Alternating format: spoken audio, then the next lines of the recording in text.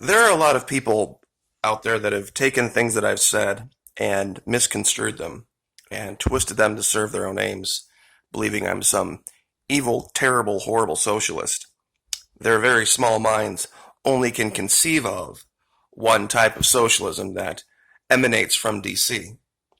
You will never hear me endorse the Democratic Party. You will never hear me endorse Bernie Sanders or any of that nonsense because it has at its root evil and the service of self. Now, I just want to be very clear about that. A lot of people can't wrap their mind around any other type of socialism that doesn't involve what DC does. I'd like to share an anecdote from my youth that I think will give everyone an insight into who I am and what I believe, why I believe it, and where I come from. Many, many years ago, I had a part-time job working at a pizza place. And everything was going great. It was a fantastic second income. And one day, they came to us, the management, and said, we're getting a new manager. We're getting this new person coming in from Ohio, and she's been with the company a long time. She's going to take over. All right. So the reason you're looking at this image on your screen, this is Claudette Colbert. She was an actress from the golden age of Hollywood. Well, there at the meeting, in walks this woman, and my face went white as a sheet because this woman was the living, breathing embodiment of Claudette Colbert. Now, I had been a big fan of the golden era of Hollywood, all the old black and white movies, the Cecil B. DeMille stuff. And I just sat there, and I was just gobsmacked. I mean, this woman, the countenance, the way she talked, everything was this woman. And I just could not put it out of my mind. She didn't look a little bit like her. She looked exactly like her. Now, for those of you who are unaware, Claudette Colbert was the woman who played Cleopatra in Cecil B. DeMille's production of that. And it was one of those things that when you're young, you're just like, wow, that is just beyond. Well, my fascination with the woman got misconstrued. I was always, whenever she would walk by, I was looking at her. You see, this wasn't the era of smartphones where you could have just pulled up the picture and showed everyone. It was the era of the Nokia phone. And I was working with people that really didn't have an appreciation of old black and white cinema. So any explanation I would have tried to give for the looks would have fallen on deaf ears. It got to the point where it was so bad that I had to leave the job because people were starting to talk. And it was one of those things that I felt was really unfair. And that, because I wasn't lusting after the woman. I mean, yes, of course she was pretty, but that wasn't the basis of my fascination. Well, I had to do some praying about it. And what it led me to was this thing called the Modesto Manifesto from the Billy Graham ministry. You see, the Bible says we are supposed to conduct ourselves to any appearance of impropriety. We are supposed to do everything we can to keep that from manifesting itself. And regardless of what my actual fascination was, the way that I conducted myself was wrong. Even though there was no evil intent in my heart, it was the appearance. We were supposed to flee from temptation. The Modesto Manifesto forbade any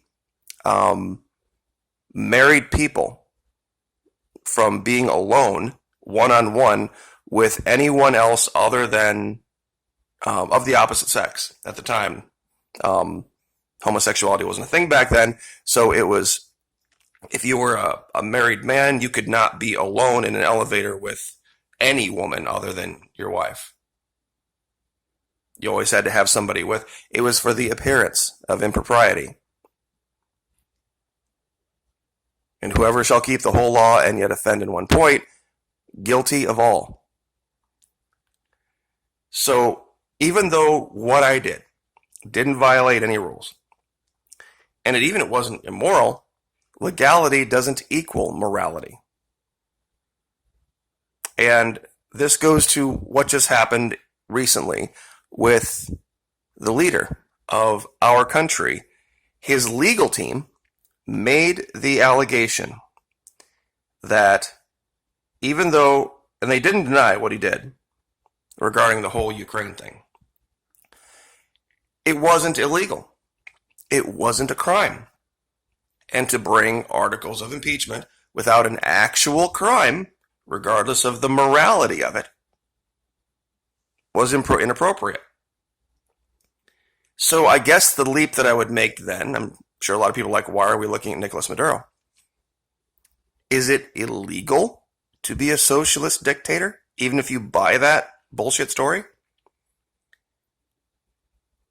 Is this within the jurisdiction of the United States to prosecute, even if they could drum up something in Venezuelan law? Is it the purview of the United States? Is it our jurisdiction to prosecute what we believe to be illegal and or immoral actions on the part of a leader of another country? Is that our jurisdiction? I'm sure many of you have seen the welcoming committee that Mr. Guaido got. See, this is what happens when you collude with a foreign power to try to overthrow the leader of the country. A lot of those people would have said this to you. Yeah, okay, so let's say he might be a socialist dictator. Let's just say that's the case. I don't buy it. He's won elections. He has the support of his people. But even if he were, they would look at you and say, he's our socialist dictator, and we will be damned if we let any other country dictate to us who our leader is. If we want to overthrow the guy, we'll overthrow the guy. It's none of the U.S.'s business. And if you make the allegation that there is some type of an international law being violated, is the U.S. prepared to stand by any decision made by the UN in this case? Because 3/4 of the world, 3/4 of the countries in the world recognize Nicolas Maduro as the leader of Venezuela. Only 44 out of 217 countries recognize Juan Guaido, and they do so at the point of a gun from the United States. Period. So if the current leader, I guess the point of the video is this, if the current leader makes the allegation that you can only prosecute things that are codified illegal, morality thrown out the door. Morality is no longer a basis upon which we can do anything. Then that is going to be a very slippery slope, isn't it? There are all sorts of things that this group of people that support the current leader believe are immoral, that they're mistaking for being illegal. They're absolutely right. The Democratic Party is full of a bunch of horribly immoral people. But a lot of what they're doing isn't technically illegal. Being a sodomite isn't illegal. Used to be. Frank Sinatra was actually arrested and charged, this going back to the golden era of Hollywood, with, I believe it was seduction, and I don't think it was fornication. It was adultery. Seduction and adultery. He was charged. He was arrested for that. That's how much things have changed since then. And I thought the whole Cleopatra thing was a great analogy to use, because if you know the story of Cleopatra and her history and what she did, a lot of what she did was not illegal at the time. Highly, highly, highly immoral. Same thing with Delilah. You can go right through the Bible and find a whole bunch of immoral actions that most Christians would say, yep, that is totally wrong. But is it illegal? When we start separating God's law from man's law, we're going to have a problem. And 81% of supposed self-identifying evangelical Christians voted for the current leader. So enjoy your choices, because I'm telling you, leopards don't change their spots. They just don't. And I would like anyone out there to explain how someone with a baby daughter, children, could wrap one arm around his wife and another arm around a porn star and go on the Playboy 50th anniversary tour. Leopards don't change their spots. 50, 60-year-old men don't have epiphanies about morality and life change at that age. You are who you are. So just pray about it. Like, share, subscribe.